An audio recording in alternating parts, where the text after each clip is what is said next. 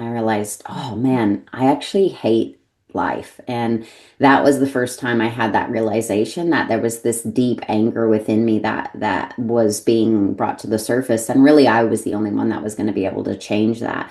So that was the moment I sort of moved from victim to then, how am I going to create a different life? And yeah, and then I started to make some changes and I continued to evolve. And I still continue to evolve, and that's why I do the work that I do now because I've been on the journey. I've been there, before it was an excuse, and now it's just an opportunity for to be a creator and create. I believe, anyone can have a life that they love if they choose that. So I Mhm. really try and empower and encourage women to step into their bodies and to start trusting themselves, even if they've never done it before. Welcome back to PCOS Unfiltered, where we go beyond the diagnosis and start listening to the deeper messages behind our symptoms, our struggles, and our healing. I'm your host, Lindsie, an ER nurse turned health coach, mindful eating advocate, and author of Healing Beyond the Diagnosis. Today's conversation is such a powerful one because we're diving into something that so many women experience, but don't always know how to put into words. Feeling disconnected from their bodies, stuck in overthinking, caught in self sabotage, and unsure how to move forward. My guest today is Shauna Hawks. Shauna is a women's embodied next chapter mentor, Gene Keys guide, and yoga instructor. She helps women break free from self sabotage, reconnect with their bodies, and build the confidence to create joyful, fulfilling lives. Through somatic practices, the Gene Keys, and emotional healing, she supports women in returning to their inner wisdom and authentic power. In this episode, we talk about Shauna's deeply personal journey through trauma and healing, how embodiment can help women move out of fear and into trust, why so many women struggle to make decisions and stay stuck in cycles of self-doubt, and how practices like breathwork, nervous system regulation, and even the gene keys can open the door to deeper self-awareness and transformation. This is a beautiful conversation about healing, self-trust, and learning how to stop living only in your head and start reconnecting with the wisdom of your body. As a reminder, the content shared on PCOS Unfiltered is for informational and educational purposes only. The views and opinions expressed by the host and guests are not intended to serve as medical advice. Always consult with a qualified healthcare professional before making any changes to your diet, exercise, or treatment plan. The information shared is based on personal experience and expert interviews and is not a substitute for professional medical guidance. Now, let's get into it. Here is my conversation with Shauna Hawk.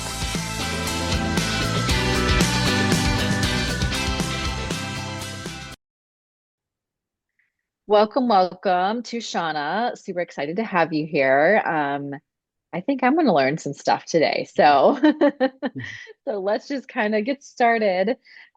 So first, share your journey. I think everyone needs to hear your journey into embodiment work and how you began supporting women who feel stuck in cycles of overthinking or self-sabotage. Super, super important topic. So yeah, Mm. go ahead. It's a big question to start off. Let's see. Well, look, I came from a background that was hardly traditional. I came from a lot of trauma, a lot of abuse in many different ways. Having a mother who was very suicidal when I was growing up, and very sick, and a father who was paranoid schizophrenic who was sexually abusive and tried to kill me, and then my mother got into a homosexual relationship with a narcissist who was a homicide detective turned trauma therapist. So it's a cocktail for some Wow. magical trauma. Let's just put it that way. And I think through just that experience that I had growing up and the confusion of everything that was happening, it sort of sent me into a bit of a mind spin. So I started to really overanalyze everything and not trust myself or trust my body because I couldn't really trust myself because I couldn't trust anyone else. I didn't really know what was going to happen in any moment. And so yeah, there was a lot of doubting and a lot of fear, a really jacked nervous system, I would say, like a very out of balance in my nervous system. And that took many years to heal. And it was a slow and gradual process for me. It started when I went to college and I decided to study social work. And they said, well, one of the requirements is that you've actually got to go see a psychotherapist at the college. And I was like, okay. And, thinking it was going to be no big deal. And then 4 years later, I was still in therapy. And, and that was a beautiful start to my journey. And then the mind can only do so much, and then you've got to go through the body. And so uh just to keep the story fairly short, I went through a lot of different modalities, studied a lot of different things, but I found yoga when I came to Australia, and that really changed my life because I realized how angry I was. I was in the yoga room and I was just hating everything. I realized I hated the smell. I didn't like the way people breathed. I didn't like what the teacher was saying. I hated the heat. And then it was like this theme that I hated everything. And then I realized, oh man, I actually hate life. And that was the first time I had that realization that there was this deep anger within me that was being brought to the surface. And really, I was the only one that was going to be able to change that. So that was the moment I sort of moved from victim to then, how am I going to create a different life? And yeah, and then I started to make some changes, and I continued to evolve. And I still continue to evolve, and that's why I do the work that I do now, because I've been on the journey. I've been there. So I know what it's like to be a victim, and I also know what it's like to struggle and to be challenged in many different ways. And it's also not an excuse, Before it was an excuse, and now it's just an opportunity for to be a creator and create. I believe, anyone can have a life that they love if they choose that. So I Mhm. really try and empower and encourage women to step into their bodies and to start trusting themselves, even if they've never done it before. Yeah, I love that. I mean, you said something so great there, with using it as an opportunity because I mean that's kind of a theme on this Mm, on this podcast mm, and choosing to actually go beyond that and not be defined by that or limited by that, so whether that's the diagnosis of PCOS or a trauma from your past or anything else, you chose to heal and to keep going, on the journey and understanding probably also that it's not linear, right? There's probably mm-hmm, lots of ups and downs along the way. mm, Um, so yeah, that's thank you for sharing that. yeah. Um, I mean, yes, many women also with PCOS struggle, with the stress, the emotional side of things over, being overwhelmed by so many things, past traumas, and they kind of feel disconnected from their bodies.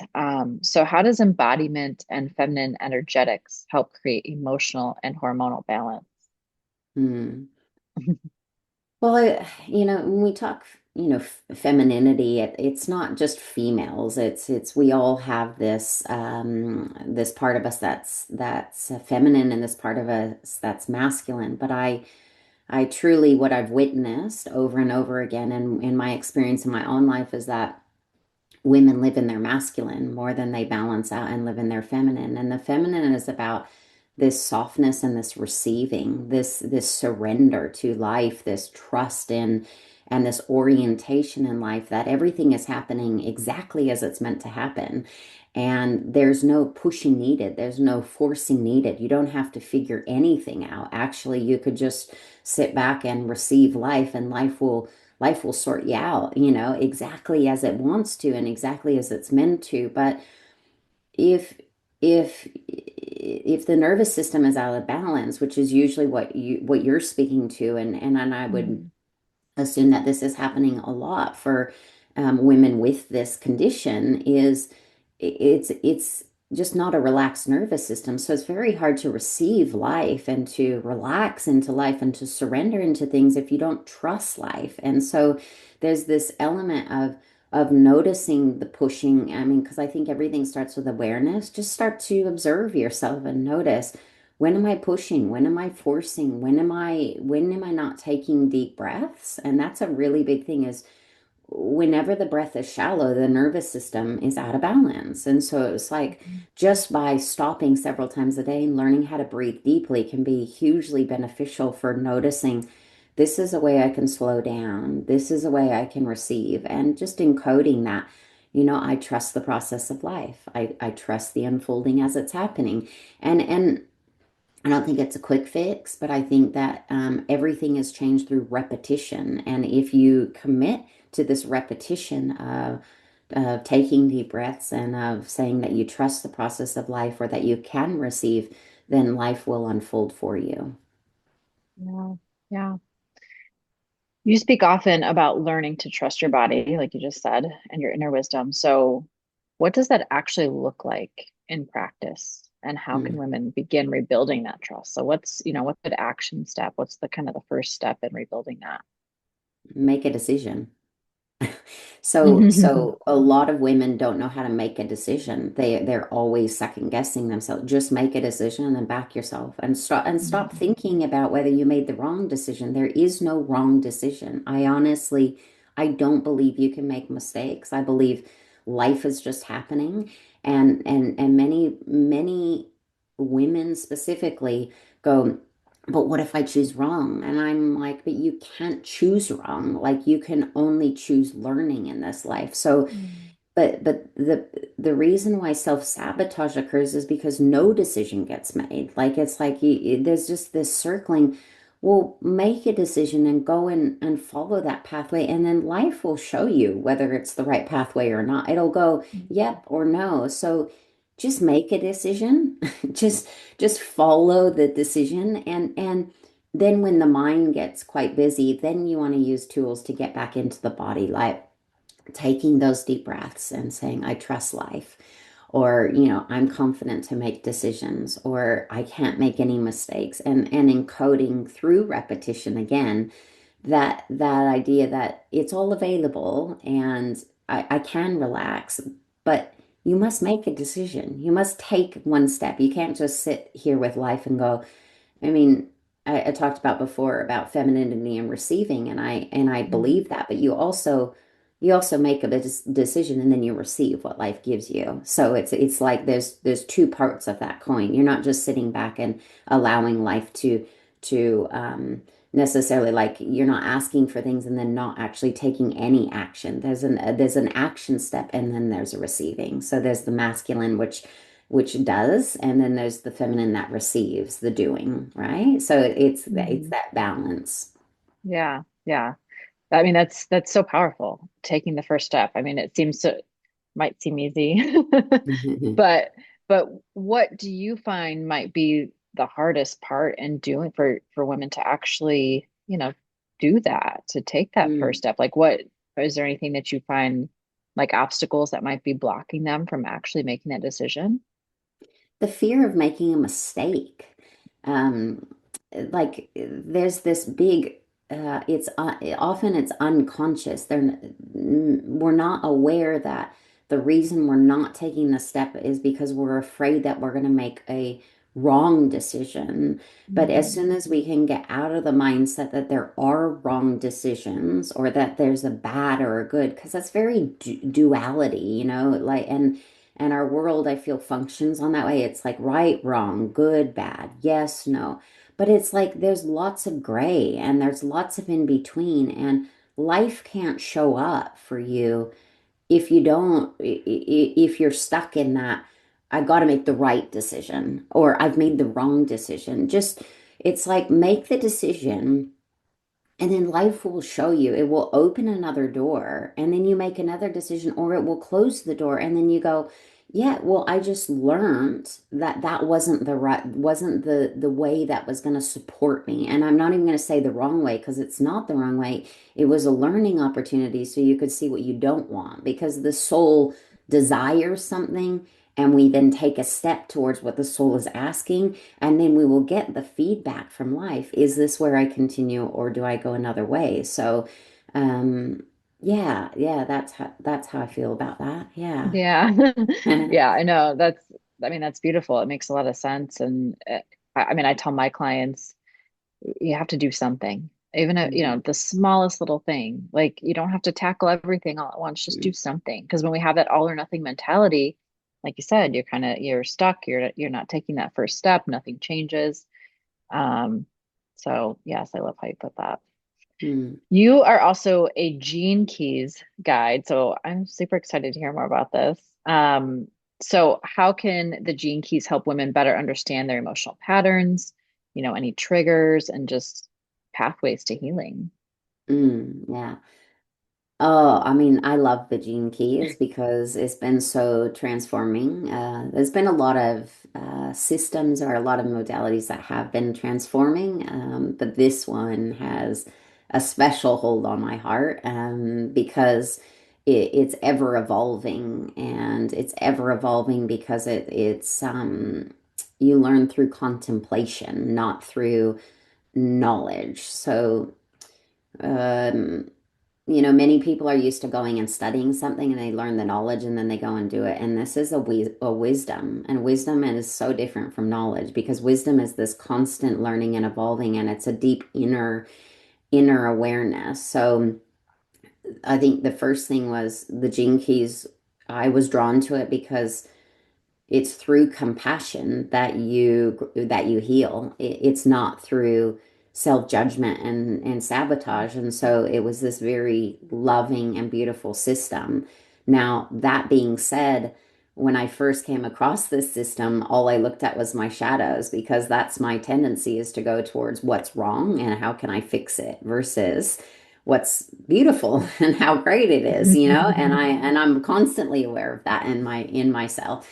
But it's a system that was designed by a man called Richard Rudd, and I would call it more like a divine download. And it's based on astrology and human design and the I Ching. So the I Ching is a Chinese book called the Book of Changes. It has 64 hexagrams, and the gene keys have 64 genes, like so gene keys. And it's called the Gene Keys, Gene, because it's based on your genetic makeup. So it's how the genes that were given to you, and life then brings those genetic codes to life. And so the more awareness you have about these genetic codes, the more you can change your genes. And that's why it's so cool, is we're talking about going beyond just a mental concept and actually into the body, into embodiment, and shining light on the cells. So if we're talking specifically to the women that you work with, right?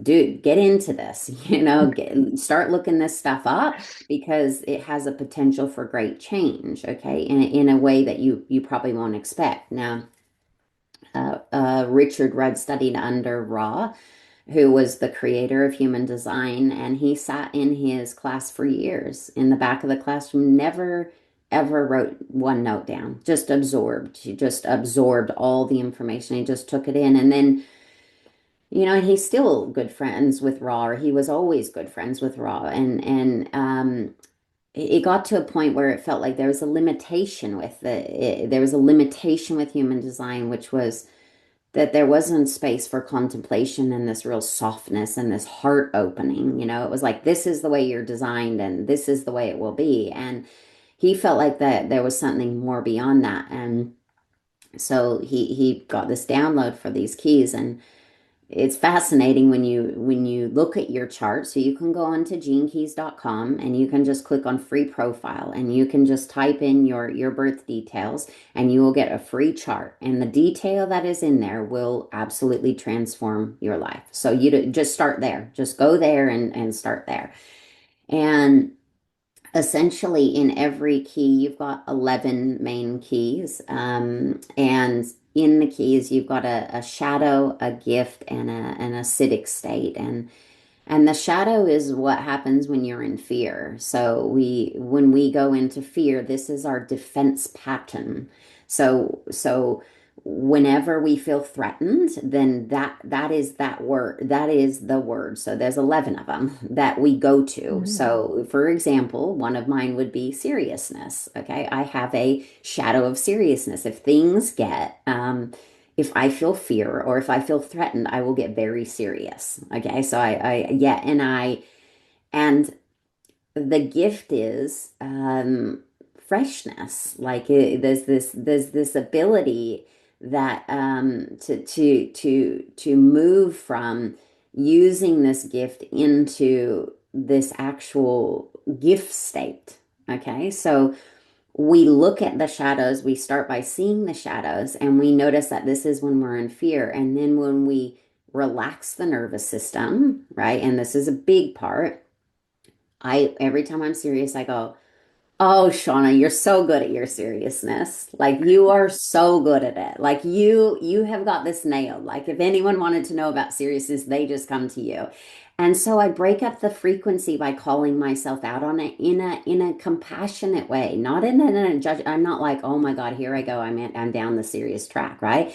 It's I break up the energy and then I go towards, the gift state, right? Like I go towards the delight and I go towards the ecstasy and I go towards these gifts that I have. So it's the shadow that brings you the gift. And so we want to lean into our gifts, and the gifts are here what we're here to bring the world. And what's cool with the gene keys is there's three parts to it. And the first is the activation. So it's sort of like, this is what you're here for. This is probably what most people know about you. This is probably what you know about yourself. And then we go into the Venus sequence, and this is all about your relationship and your defense patterns.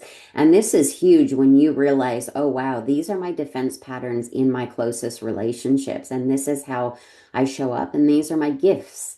And then the final stage is prosperity. How do you best prosper? Are you really good one-on-one? Are you really good in groups of people? Are you meant to be on a stage? Are you meant to be in a managerial role? And this is, I'm speaking very generalized. The Gene Keys doesn't say you're going to be a nurse and you're going to work with Mhm. PCOS, right? But it says you're here to bring light, or you're here to bring ecstasy, or you're here to bring forgiveness, or you're here, this is what you're here for, and use the tool of your life as a vehicle for that. And so I love it because it's really focusing on your gifts and what your potential is. And the work that I do one-on-one with women is I can point out a shadow and you can go, yeah, and then the system can point out a shadow and then you go, whoa. And it's a separate reflection, because otherwise it's Shauna telling Lindsie what I'm observing, and then you look at the system, and the system says the same thing, and you go, "Oh, okay, maybe I'll pay attention now." And so see, it shifts something because there's this backing of it.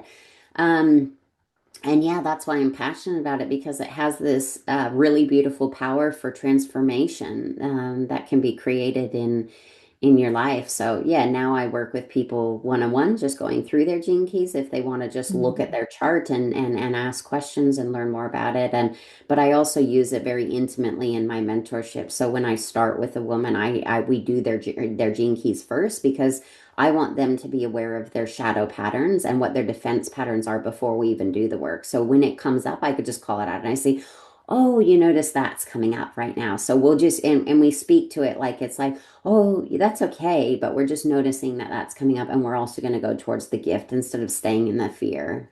Mhm.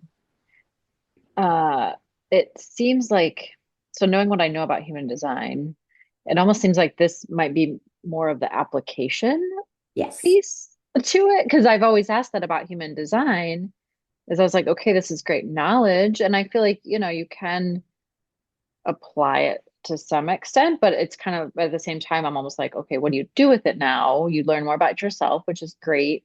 But this almost seems like, tell me if I'm wrong, like this is more applying some of those principles and like, specifically like you're saying, the gifts and some of those things that you can get from your chart.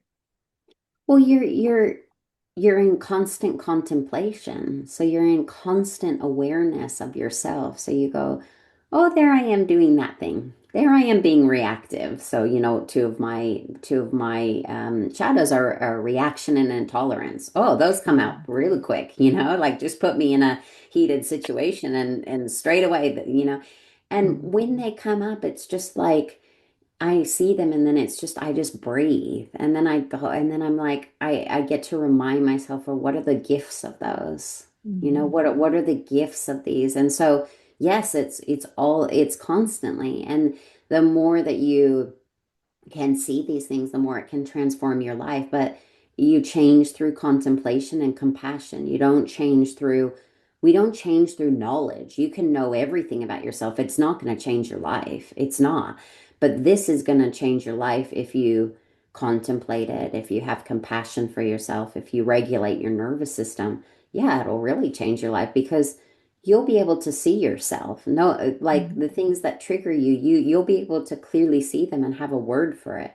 Oh, that's reaction. Oh, that's intolerance. Oh, I feel dislocated, right? And you can look at these things and you can go, that's what that is. I've been experiencing it my whole life. That was the biggest for me. It was I saw the shadow of entropy.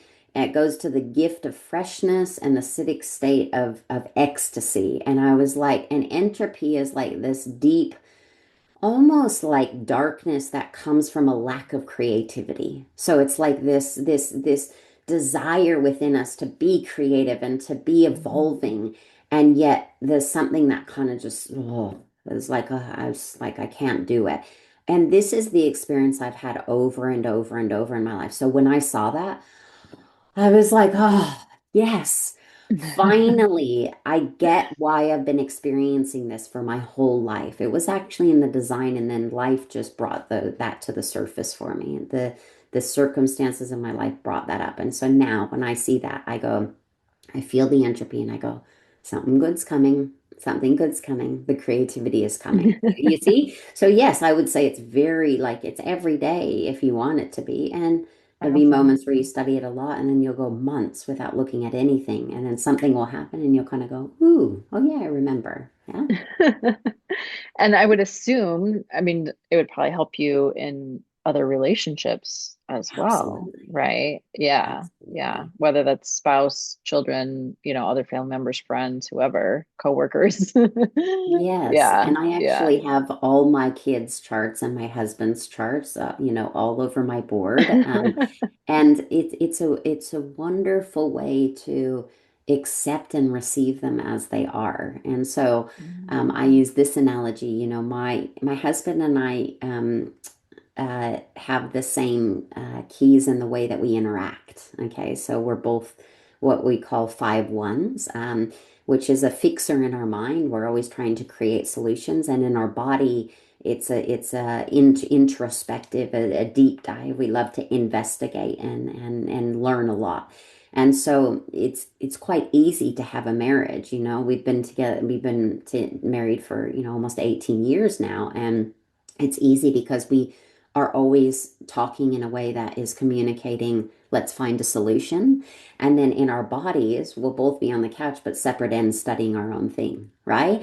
But see, my son, he thrives in being around people. So he's going to feel safest to be around people. So it's quite interesting because I feel safest when I withdraw and I have my own space. I Mm. feel really connected to others, even in my own space. But yet he's the opposite and he feels most alive when he's connected. So here, my husband and I go to opposite ends of the couch and he goes and plops himself right next to us because that's how he feels connected. And so that's a really beautiful way to be able to work with, I think, your children as well, learning about my daughter and the way she functions and how brilliant she is, but how she will experiment through life, and so yes, 100% I agree with what you're saying, and I think it's a beautiful tool, but I think always start with yourself first. Just do the Yeah. work on yourself first, but have that awareness because it will absolutely transform your relationships for sure. Yeah. Yeah. So, can you walk us through a practical tool or maybe a somatic practice that someone could use today, Mm, if they want to mm, start with something immediately to just feel more grounded, clear, connected, to themselves? mm. I know it sounds simple, but set your alarm for every 3 hours. And every time the alarm goes off, just stop whatever you're doing, wherever you're at, and just take 1 minute to just focus on only your breathing. So just deep breath in and a long breath out. And just do that for 1 minute and do that every 3 hours. And that's too much, start with 6 hours. Or if that's too little, do every hour. But um, I really truly believe that we heal when we're present and when we're really in our bodies, and the only way to do that is to stop moving and just take that moment and just reconnect Mm. to the breath, right? Because the breath breathes us all night long. We don't go to sleep going, hey, breath, can you breathe me all night long? But it does, right? And we wake up and we're alive. Hmm. And so there's this beautiful potential and this life force that lives in all of us. And so that's a beautiful way just to slow the nervous system and to come into what is actually present, which is just you and your breath. And then everything else is just a story. And then you can go back into that as soon as you're done with your breathing. Yeah. Yeah. I love that. I usually tell people to do it around a meal, Mm, because if they associate it with something, but I love what you were saying, set the alarm. I mean, some of I know like the Apple Watches, some devices have like reminders, that you can set for every so often or apps, mm, too. So there's plenty of stuff out there, mm, but yes, again, just taking that first step to do it, even if it is just once a day to start, and mm. then progressing from there. Absolutely. For women that are listening who feel stuck in self-sabotage or unable to create momentum in their lives, what is the first step you would encourage them to take? Mm. Get support. I mean, we're not here to do life alone. And there's other people who have been on your journey. It may not look the same, but we all have the same experiences of fear or feeling stuck or um, whatever that looks like. And so if you don't know what to do, then just take one step and and reach out to someone who has a life that you want. Mm. Do not reach out and do not ask for Yeah. advice from someone who does not have a life that you want. So many women go and ask for advice from people who they don't live a life that they want. So I say, well, go and, like I always say to women, if you want to work with me, make sure you want a life that I live, which is doing what I want whenever I want with whoever I want, Mm. make sure that you want that. So when you're really stuck, when you really don't know what to do, find a person and just start the conversation. Ask the like just ask, explain, I'm feeling stuck. Any can you offer me anything? Can you and just start there because sometimes when we're stuck, it's because we're not making that decision, right? We just don't know what to do. So we freeze sometimes or we overdo or whatever our response is to that. And so yeah, I would say just find someone that you admire or someone that you know that could be helpful or and just reach out. Say, this is how I'm feeling. Mm. And then just let the energy sort of build from there. But don't do it alone. That's probably the because then you're being a victim. I mean, I'm just going to be really honest. You're being a victim. You're staying Mm. stuck and you're complaining about it, but you're not willing to actually reach out and that's going to heal you when you ask the questions and then you will get the momentum to build whatever it is that you need to build to come out of that. Yeah, Yeah. I really believe that. Yeah. I'm gonna take it one step further because yes, you can be a victim with the wrong support, Yeah. too. I mean, I don't know if you see it, but I see it a lot, especially with social media now. And it's like one person is the victim alone Mhm. Mhm. and saying all these things, and then it can spiral into so many others jumping on board with that. And so Mhm. yes, you have to find, like you said, the right kind of support, the right person Mhm. that's living the life that you want, Mhm. um, to support you on that journey. I don't know if you see that a lot as well with people that might be leaning on the wrong people to actually truly help Mhm. them. Yeah. Mhm. Last question is, how Mhm. can people find you and connect with you? I'll link everything in the show notes as well, but I still like you Mhm. to put it out Yeah. there for everybody. Yeah.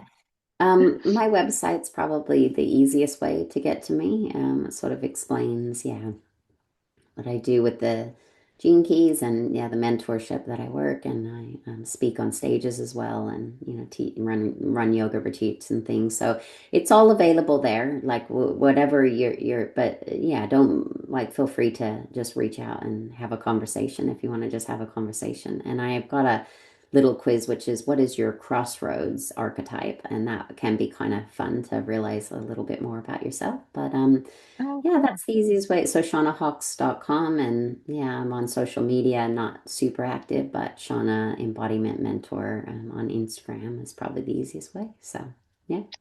Awesome. Love it. Great conversation. Thank you so, so much for taking the time to be here and share your story and everything that you're doing. I love it. So thank you.